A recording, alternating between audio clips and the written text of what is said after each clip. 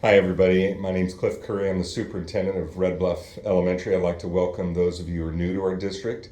We're excited to start a new school year, and we are starting in person just like we were last year in person. We have some changes on a couple of fronts that I want to share with you.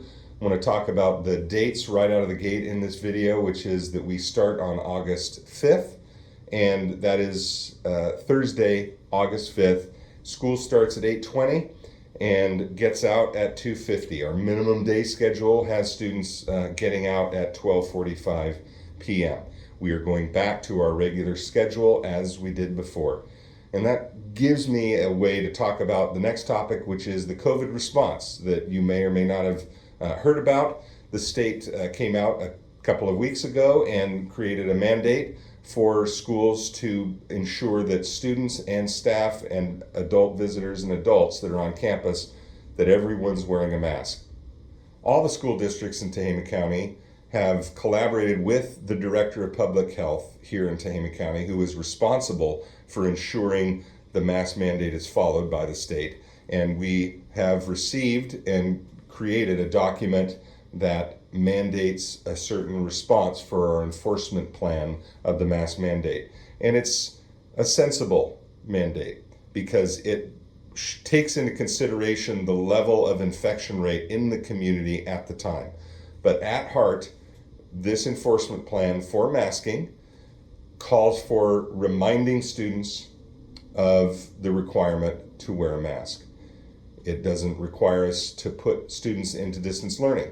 In fact, distance learning is not offered this year. The state took that off the table as one of the programs that schools could offer. So we don't have distance learning this year. At some point in the future, Red Bluff L will be developing an independent study program, but even if we got one running, we're not currently allowed to say, well, if you don't wear a mask, you have to go to independent study. That's not the way it'll work. We will offer anybody that's interested in independent study. And there are going to be many reasons aside from COVID why a family might require or want independent study.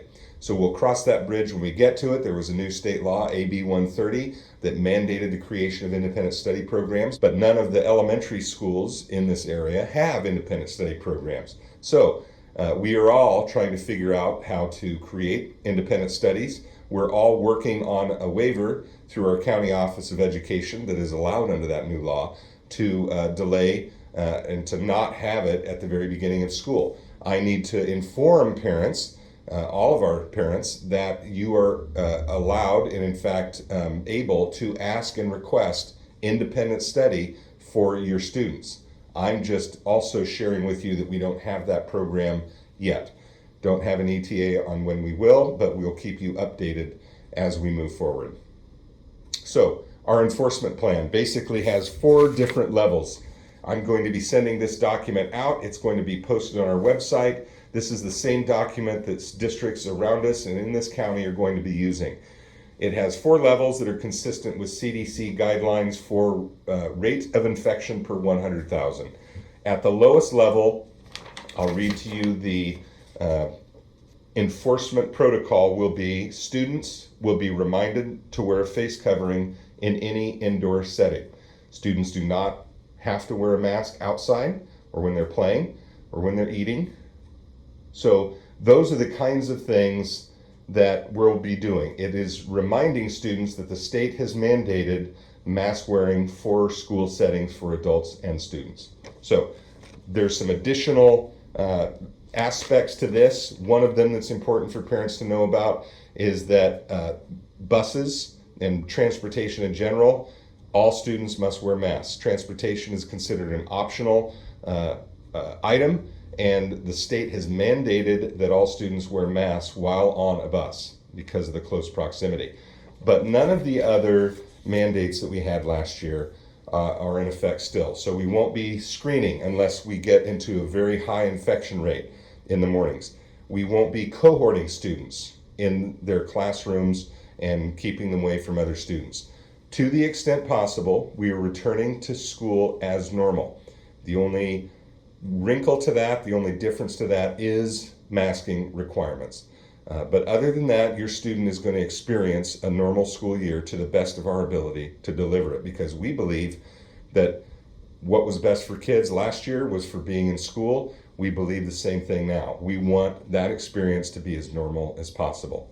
So, moving forward, we will also post some frequently asked questions that people may have about the mask mandate, in particular, how we got here, what we can and cannot do as a school district. For instance, the school district can face criminal charges for violating the mask mandate. We're certainly not going to be doing anything criminal, but we also are responsible for the safety of students and staff. That is our highest priority. So we are going to do everything we can to act in accordance with the licensed authority in this county, which is our county health director, and this plan is endorsed by the county health director. We are planning to have bus schedules up as soon as possible. They may already be up on the website. You may check. Keep checking back. Those bus routes have changed somewhat because of a lack of drivers. The transportation department is down at least 3 drivers this year, so they've had to collapse and combine some routes. So please check on the bus routes and the schedules for pickups for students prior to next Thursday, prior to the 5th of August, because those bus routes may be slightly different for some of you. Other than that, it's a return to school as normal. We really look forward to it. We've added a few days, as you know, but we believe with urgency that even a few days and those instructional minutes can make a difference for your students to get them further along after the difficult year they had with COVID closures and being in distance learning for so long. We are really wanting to get all students on track academically, socially, and emotionally this year. So we look forward to partnership with you on that. We've added some new positions. We'll be talking about some of those new things that we're doing to try and improve supports for students, for families. And as we move forward, you'll be hearing more about those. Welcome back to school. I look forward to seeing your students on our campuses enjoying themselves once again. See you soon.